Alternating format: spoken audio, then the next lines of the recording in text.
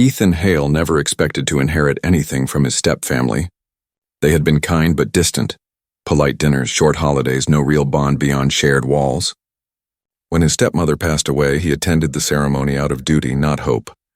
But when the lawyer called days later saying there was one last item in the will, something about it felt unusual. He arrived at the estate expecting to sign a few papers, maybe collect a box of family keepsakes.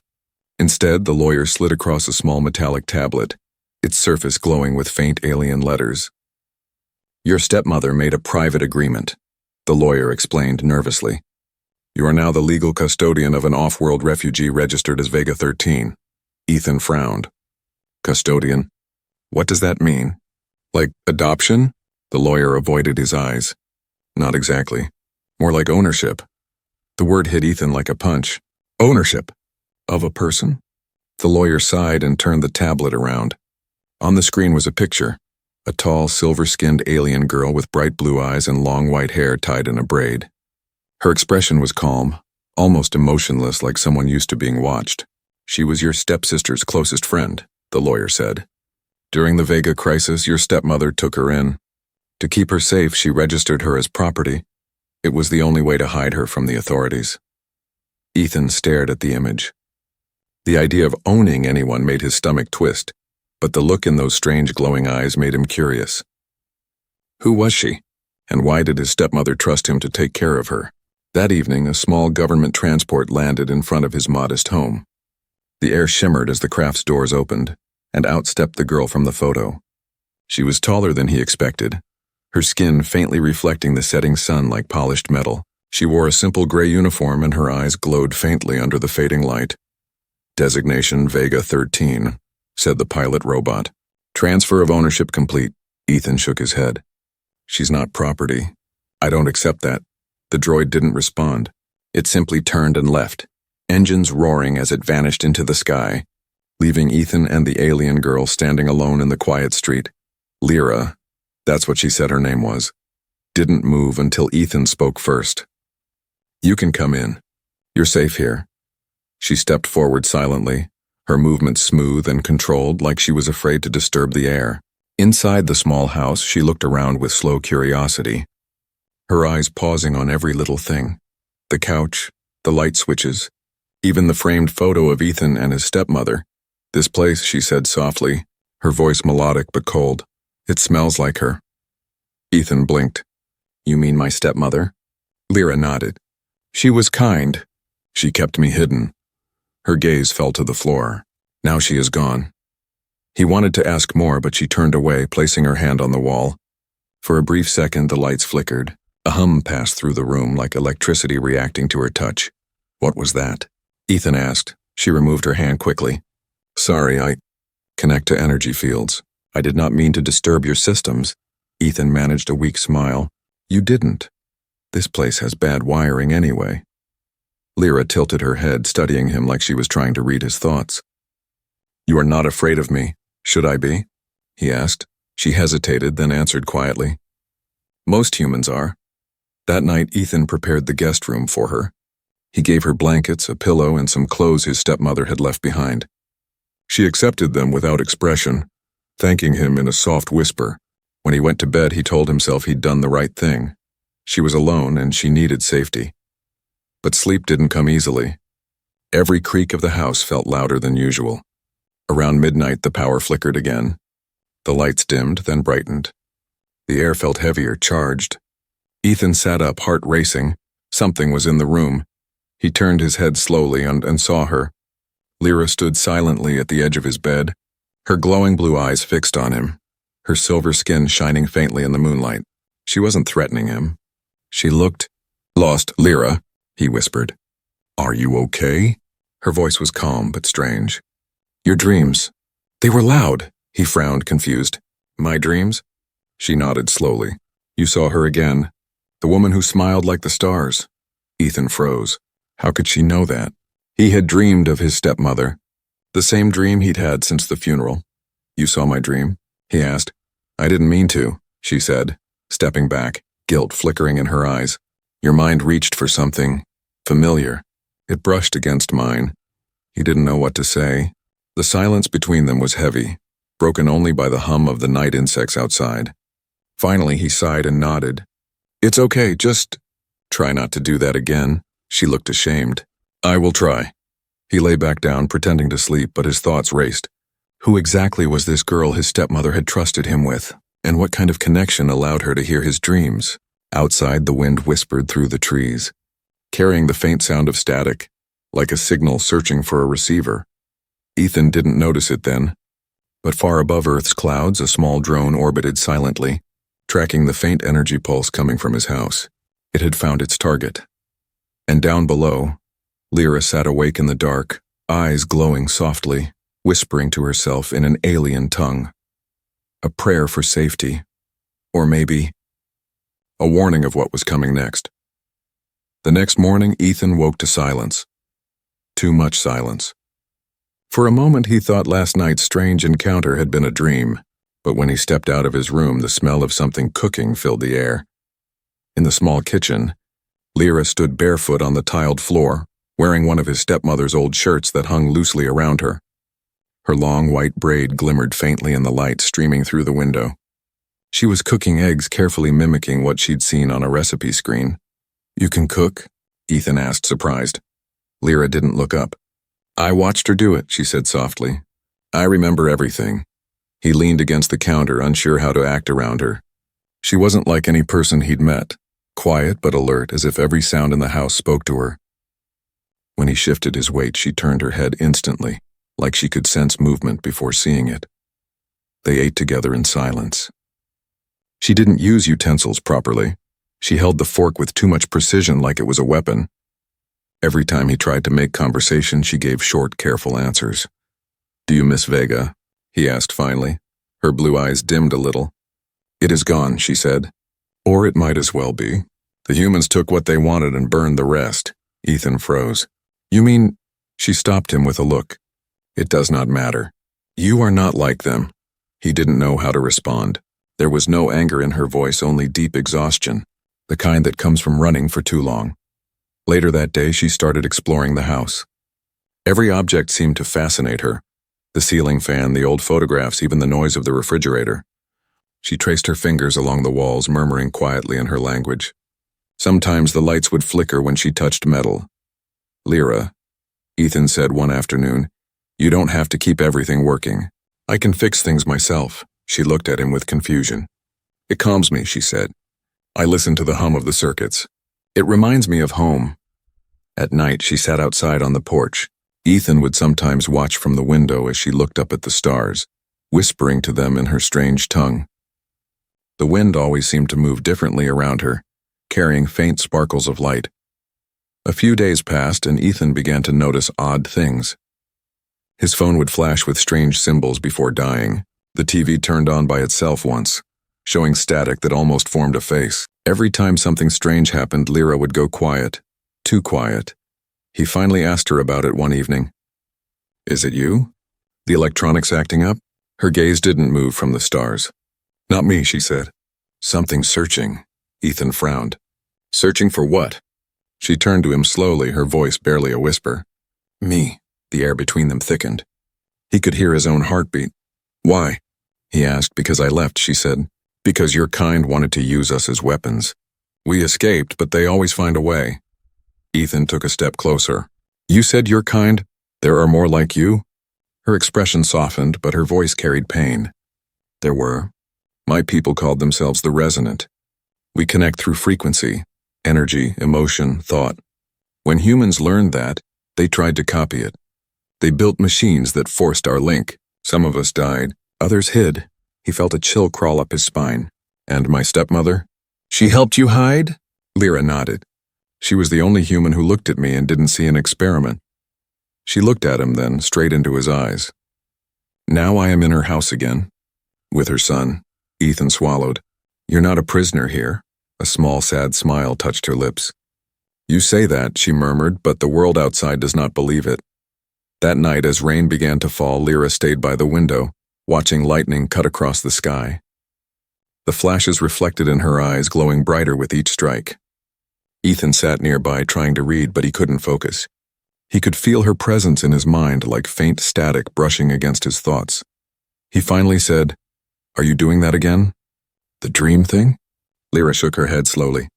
"Not on purpose. The bond between us. It's growing." "The bond?" Ethan echoed. She turned toward him. "When I connected to your circuits that first night, something happened. Your mind recognized mine. Now I can sense you even when I close my eyes." He didn't know whether to be amazed or afraid. "Is that dangerous?" "For me," she said simply. "If the link grows stronger, they can trace it." Thunder rolled in the distance.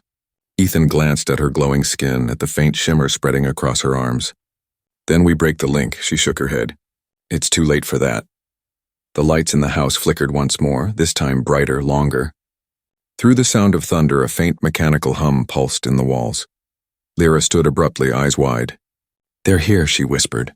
Ethan rose to his feet. "Who?" She turned toward the window. Outside, through the rain, a faint red light blinked in the sky. Hovering, scanning, waiting. "The hunters," she said softly. "They found me." The red light outside the window blinked again, once, twice, then split into three. Ethan's pulse quickened. The shapes in the sky weren't planes. They moved too smoothly, too precisely. Lyra stepped back from the glass, her glowing eyes narrowing. "It's a signal drone," she said. "They're scanning for my frequency." Ethan's instinct screamed to run, but something about her calmness made him stay still. "Can they see us?" She shook her head. "Not yet, but they will once I react." "Then don't react," Ethan said quickly. Her voice lowered. "It's not that simple. The link between us, our connection, it emits energy. Every time your heart speeds up, they feel it. They trace it like a pulse in the dark." Ethan swallowed hard. "Then we hide that pulse." Lyra gave him a faint look, almost amused. "You think like a soldier." He tried to smile, but his voice shook. "More like a man who doesn't want his house blown up." She tilted her head slightly, studying him again like she could read every thought. "You're not afraid for yourself," she said softly. "You're afraid for me." He didn't answer, but she already knew. Outside, the drone spread out, scanning the forest beyond the house. Their beams sliced through rain and fog like knives of light. Lyra closed her eyes, pressing her palms together. The air hummed and the lights flickered again. "What are you doing?" Ethan whispered. "Hiding us," she said, bending their signal away from this place. Her voice trembled and small sparks flickered around her hands. "But it drains me." Ethan rushed forward. "Stop, you'll burn yourself out." She shook her head. "If I stop, they'll find us." The sound of static filled the air, echoing like whispers through the walls. Ethan grabbed an emergency blanket and threw it over her glowing hands. "At least cover the light," he muttered. She opened her eyes slowly. "You are stubborn," he exhaled, trying to stay calm. "So I've been told." Minutes passed like hours. Finally, the hum outside began to fade. The red lights drifted away one by one, disappearing into the clouds. Lyra collapsed to her knees, her skin dimming. Ethan caught her before she fell.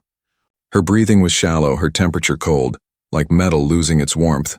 "Lyra, stay with me." Her voice was weak. "They know the general location now. They'll send ground units next." "Ground units?" he repeated, his stomach tightening. "Like soldiers?" She nodded faintly. "Or worse." He helped her to the couch, covering her with a blanket. Her skin flickered again, small arcs of energy jumping along her arms. "You can't keep doing that," he said. "You'll kill yourself." She looked up at him, eyes dim but focused. "You still don't understand. They will kill you too. The link, it connects us. If they find me, they find you."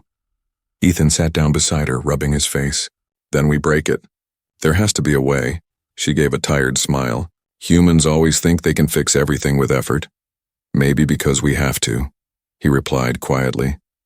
"We don't give up." Something in his voice made her pause. She reached out, her fingers trembling, and touched his wrist. The moment her skin met his, a soft light pulsed between them. Not bright, but alive. Ethan felt it. Warmth, sadness, memories that weren't his. Flashes of metallic corridors, screams, light bursting from machines. A little girl with glowing hair hiding under a metal table as soldiers marched past. He pulled his hand back, gasping. "What was that?" "My past," Lyra whispered. "You saw it." He stared at her in silence. For the first time, he truly understood that she wasn't some strange alien visitor. She was a survivor. A refugee from something cruel and unthinkable. What were they doing to you? He asked softly, her voice trembled. Testing. Humans discovered that my kind could control frequency. Not just sound, but emotion, energy, even thought. They wanted to copy it. To build soldiers who could sense fear and crush it before a shot was fired. Your stepmother, she helped me escape. Ethan looked down, guilt creeping in. And now you're trapped again. Because of me. She reached for his hand once more, this time with strength. No, because of her. She trusted you, and I trust her judgment. The rain outside grew heavier, hammering against the windows like a warning. Ethan stood up, moving toward the old comm console in the corner. If they're coming, I'll find a way to stop them. Lyra's voice rose, sharp. No, don't send any signal. They monitor all frequencies. If you transmit, they'll lock on instantly. He froze, hand hovering over the console. Then what do we do? Wait for them? Her glowing eyes met his. We run. Before dawn. He nodded slowly. All right. But where? She hesitated. There's a shelter in the mountains. My people built it long ago, hidden safe, but to reach it, her gaze dropped to the floor. We must pass through the human checkpoints. Ethan took a deep breath. Then we'll figure it out together. A faint smile touched her lips. Together, she repeated as if testing the word for the first time. Outside, the rain stopped. The silence that followed felt wrong, too still. Then from deep within the forest, a mechanical hum began again. Lower, closer. Lyra's eyes widened. They've sent the hunters. Ethan reached for his coat, heart pounding. Then let's make sure they don't find us alive or easy. And as they slipped out the back door into the cold night, the house behind them flickered with faint blue light, the last trace of their presence before it vanished into darkness. The forest was silent except for the sound of wet leaves under their boots. The air felt thick, alive with static as Ethan guided Lyra through the trees. The faint blue glow from her skin shimmered in the darkness like moonlight caught in motion. They had been walking for hours. Neither spoke much, only short whispers, only what was necessary. Ethan could tell she was growing weaker. Every few steps her knees trembled slightly, but she kept going. She moved like someone used to running, someone who knew that stopping meant dying. When they finally reached an old hunter's cabin half buried under moss, Ethan pushed open the creaking door. Inside it smelled of damp wood and dust. He quickly checked for power. Nothing. No signal, no light. Just safety for the night. Lyra sat down heavily on a broken chair. Her skin flickered faintly, her blue glow fading in and out. They'll come soon, she whispered. They always do. Ethan knelt beside her. You need rest, Lyra, just breathe. I don't breathe like you, she said weakly, a small smile crossing her lips. But I can try. He gave a short laugh despite the tension. That's a start. When he turned to check the door again, he heard a soft thud. Lyra had collapsed, her head resting on her knees, her body trembling with faint pulses of light. Ethan rushed to her side. Her skin felt cold, like metal left in snow. Lyra, what's happening? Her voice was faint, her eyes half closed. Too much interference. My energy is draining. Then I'll find a way to help. He looked around. His emergency med kit, a half-dead power cell, and his neural link wrist implant. The implant pulsed faintly green, still holding a charge. He hesitated. It was designed for human recovery, a closed loop for stabilizing brain activity and body functions.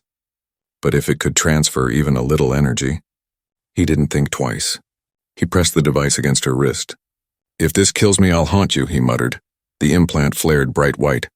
Lyra gasped. The glow under her skin surged like fire beneath glass. Ethan felt a sharp sting through his arm, then something impossible, his heartbeat syncing with hers. Images flooded his mind, flashes of alien cities floating in the sky, metallic towers singing with sound, her laughter among silver fields, and then darkness, machines, needles, fear. He gasped and pulled back, dizzy. What was that? Lyra looked up, her voice trembling. You linked with me. A full neural bond. You shouldn't have done that. Why not? Ethan said, still catching his breath. Because now I can feel you, everything, your fear, your anger, your memories. She paused, eyes wide. And you can feel me. Ethan realized it was true. He could sense her emotions like waves brushing against his mind. Calm, pain, confusion, and something else, something warm. You saved me, she whispered. Yeah, he said softly. Well, you saved me too when you hit us from those drones. The silence that followed was heavy but not cold. Outside, the wind howled, shaking the cabin walls. Ethan checked his weapon, a small plasma pistol, while Lyra closed her eyes, trying to regain her strength. But the peace didn't last long. A sharp sound, a metallic click, echoed outside. Ethan froze. He moved to the window, peering through a gap in the wood. In the distance, red lights moved slowly through the trees. Scouts, Lyra said quietly, eyes snapping open. They're closing in. Ethan tightened his grip on the pistol. We'll have to fight. No, she said, standing weakly. You'll die. I'm already linked to you, he said. If you go down, I go with you. So we fight together. Her eyes glowed brighter, and for a moment she looked less like a refugee and more like something divine. Then I will show you what I truly am. She stepped into the center of the room and spread her hands. The air vibrated, soft at first, then louder. The wood walls shuddered. Blue light poured from her body, swirling like liquid lightning. Ethan staggered back. Lyra, what are you... Resonating, she said. Tuning to their signal, the red lights outside flickered. The hunters slowed. One by one, their sensors dimmed, blinded. But the effort was killing her. She screamed, her voice breaking like glass, and fell to her knees. Ethan grabbed her shoulders. Stop, you'll burn yourself. Her skin was hot to the touch, light bursting through every vein. I can stop them, she gasped. Just one more. No. Ethan pulled her close, his own neural implant flaring again. The energy coursed through him into her back again, 2 pulses becoming one rhythm. The red lights outside exploded, vanishing into smoke. When silence fell, Ethan realized he was still holding her, her head resting against his chest, her skin faintly warm again. You see? She whispered weakly. Together? We are stronger. He looked at her, half in awe, half in fear. Yeah, he said softly. But now they'll know exactly where that power came from. Outside in the distant night, a low hum echoed, hundreds of signals awakening, converging on one location. The hunters were gone. The army was coming, and deep inside the cabin, the light under Lyra's skin began to glow again. Not from weakness this time, but from something new. Something human. When Ethan woke, dawn had already painted the forest gold. The storm had passed, but the world outside was silent. Too silent. Like the air itself was holding its breath.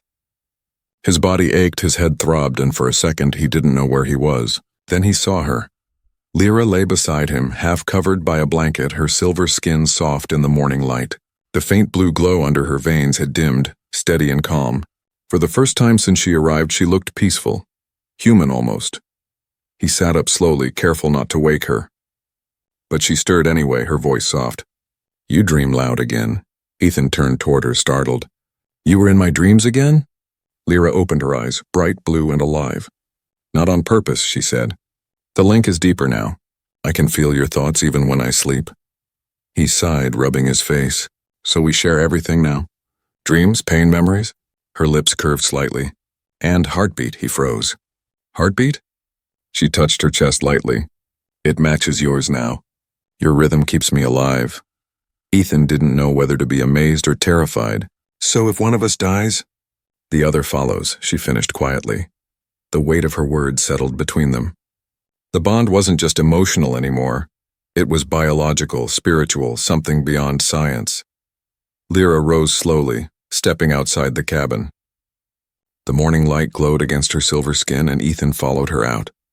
She looked up at the pale sky, eyes distant. When we resonated last night, she said, we created something impossible, a hybrid frequency. Human and resonant joined as one. He frowned. Is that bad? She shook her head slowly. It's unheard of. Our kind connects through harmony, shared emotion, shared thought. But humans are chaos. You feel everything, anger, joy, pain, all at once. It should destroy me, but instead, she smiled faintly. It makes me stronger. Ethan looked at her for a long moment. You mean you're stronger because of me? Because of what you are, she said softly. You don't give up. For a while, they stood in silence. Birds sang faintly in the distance, unaware of the strange pair standing beneath the trees. Ethan finally said, So what now? We keep running? Lyra's expression darkened. They'll come again. Stronger this time. The army will send sentinels and half-machine, half-human soldiers who can track my energy. He thought for a moment, then looked toward the hills. You said there's a shelter in the mountains. We head there before sunset, Lyra nodded. If we make it, we might find others. My people scattered, but some still hide. Ethan packed supplies, food, his pistol, a small data drive from the cabin's desk. He didn't know what it held, but something about it looked valuable. Lyra watched him move with quiet curiosity. You carry too much, she said. Humans always do. Old habit, he said with a faint grin. We like to prepare for the worst, Lyra tilted her head. And hope for the best? Something like that. When they started walking, the world around them felt heavier. Every sound, every crunch of leaves, every whisper of wind made Ethan's pulse quicken. And she could feel it. You're scared, Lyra said softly. Yeah, he admitted. But I'll still keep walking. She smiled at that. You feel fear and still move forward. That is what makes you dangerous. Hours passed before they stopped near a river to rest. Ethan knelt to fill their canteen, watching the reflection of his own face, pale, tired, and older than he remembered. When he looked up, Lyra was kneeling beside him, her reflection glowing beside his. Our link, she said quietly. It's changing me. I can sense things I never did before. Like what? Your emotions, she said, her voice almost shy.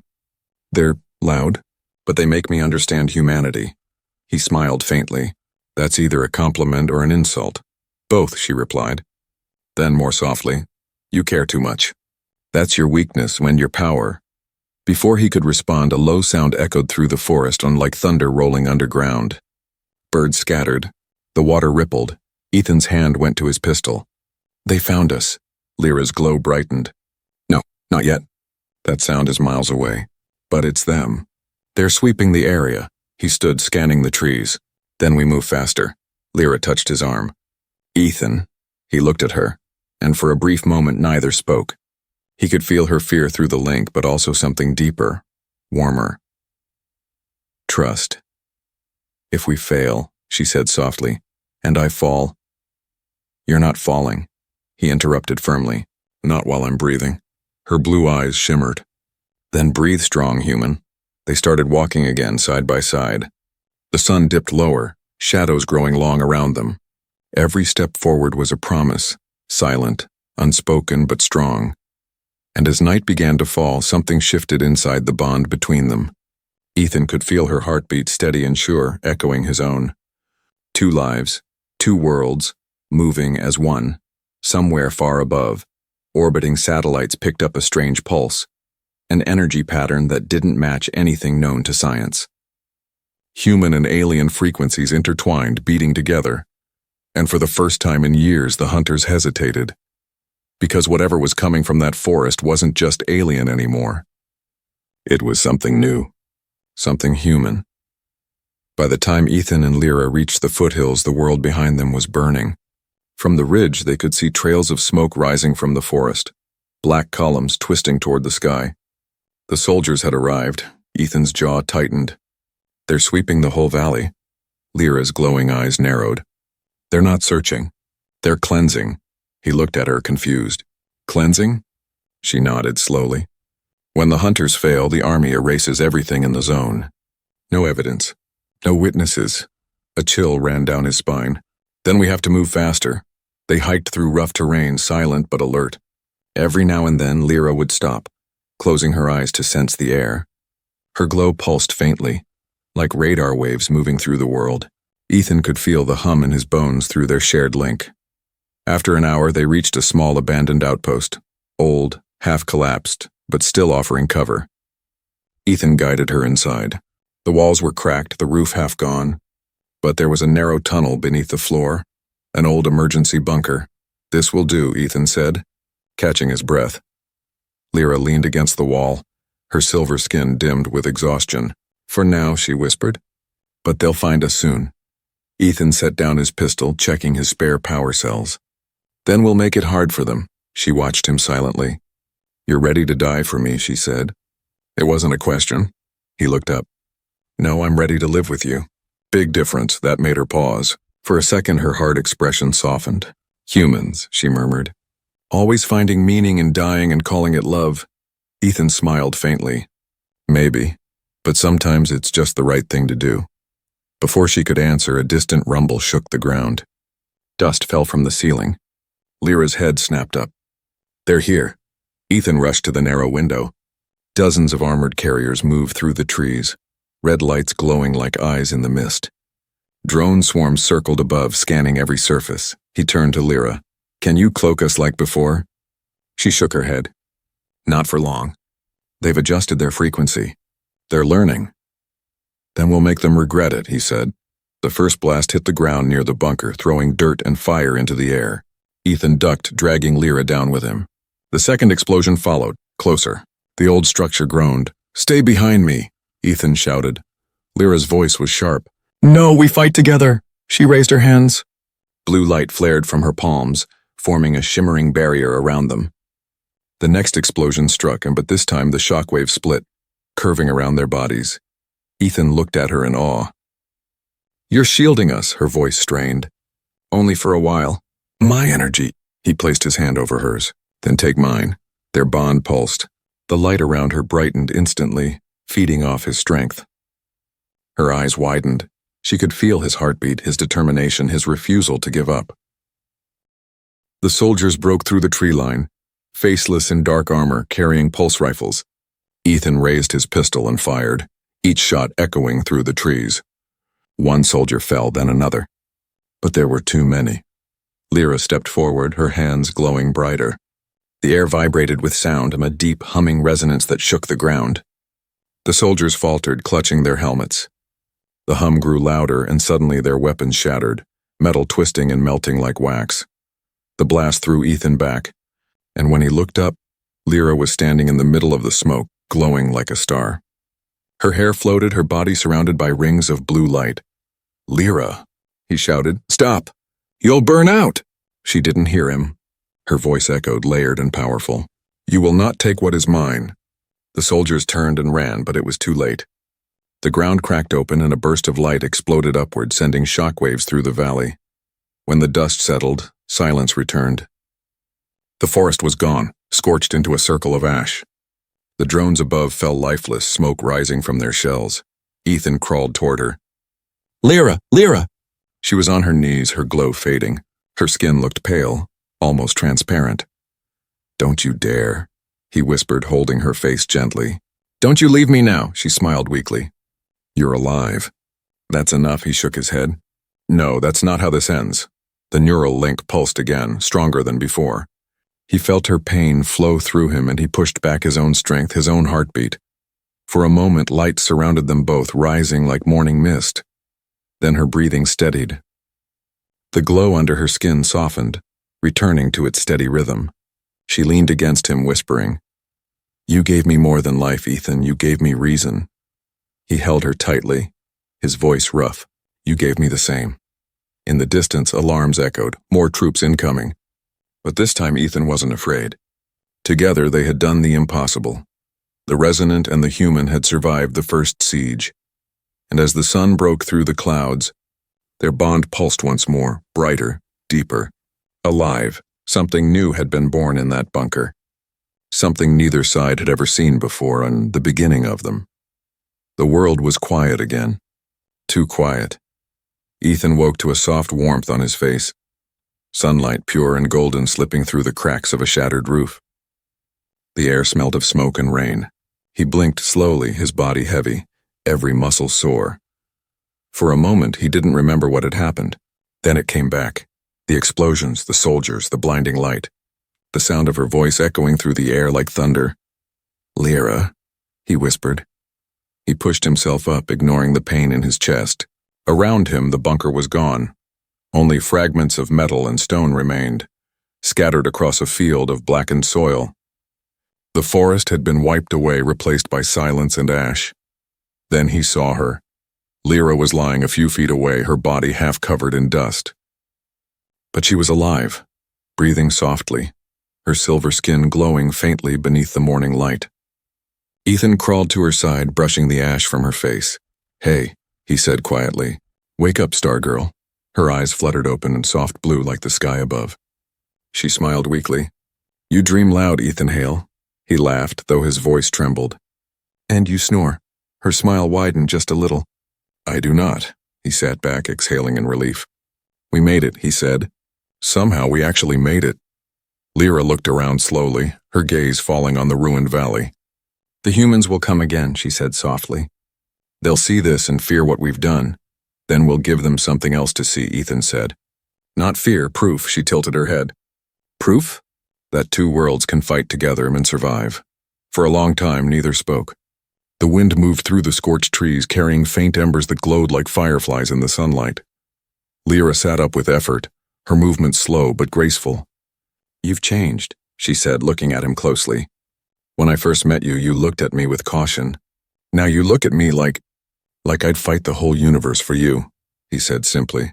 She blinked and her glow brightened slightly. You already did, he smiled, brushing dirt from her hair. Guess I did. Their bond pulsed again, faint but warm, alive and balanced. Ethan could feel her heartbeat echo through his chest, steady as his own. He no longer questioned it. It felt right, natural.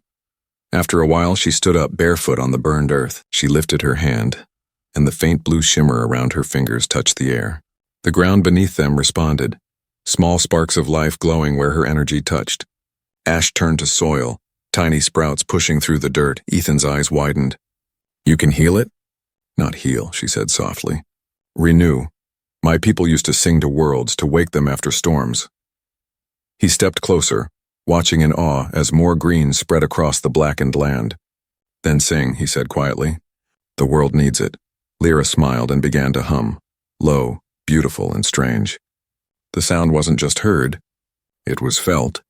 The wind shifted. The ground hummed back. Birds, silent since the battle, began to call again from the distant trees. Ethan closed his eyes, letting the sound wash over him. For the first time in years, he felt peace. Not the empty kind, but the kind that comes after surviving something impossible. When the song faded, Lyra turned toward him.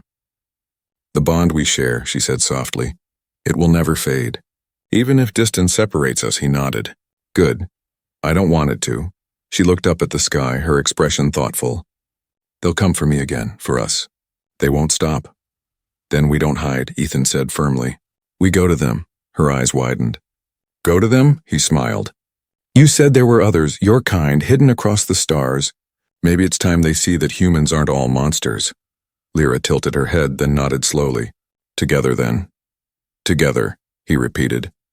They gathered what little they had, a half-working communicator, rations, and the memory drive Ethan had taken from the cabin.